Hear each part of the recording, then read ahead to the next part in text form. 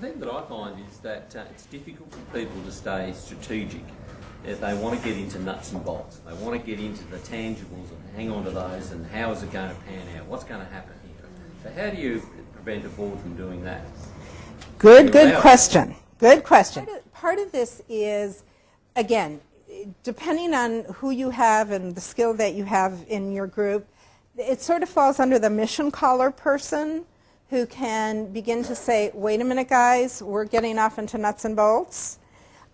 Part of that can be the CEO's responsibility, who can say, you know, I understand the desire to get into this conversation, but that really does, you've given me parameters, you've told me what you want me to handle, let me handle that. Part of it is based on the relationship between the CEO and the board chair, and the board chair being able to stand up and say, you know what, this is really something we have to leave to the CEO.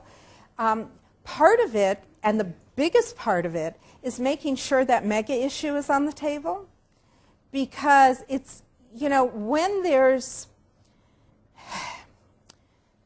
it's time to change the carpet. Everybody has a view on the color of the carpet. Everybody has a view on the pile level of the carpet, all right? Because it's easy. But somebody has to stand up and say, the carpet isn't the issue. And if you've got big issues that are on the table, issues like potential deficit, issues such as, you know, we're going in a direction that we're talking about a merger. We're talking about closing. We're talking about taking on a whole new area. When you've got substantive issues to deal with, it helps keep you away from some of the nuts and bolts. And with that also is some of that can be done with a parking lot concept.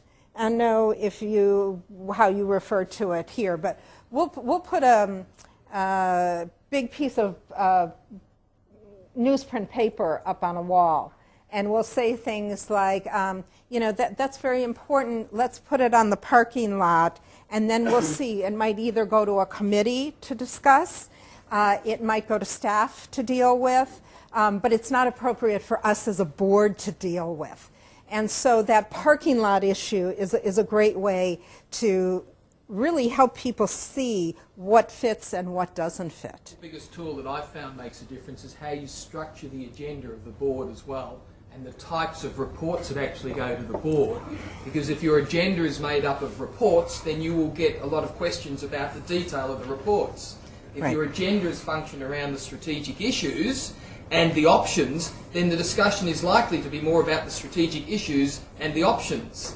So a lot of it, whilst it might sound trite, a lot of it you can actually change the culture of the board by changing the style of agenda.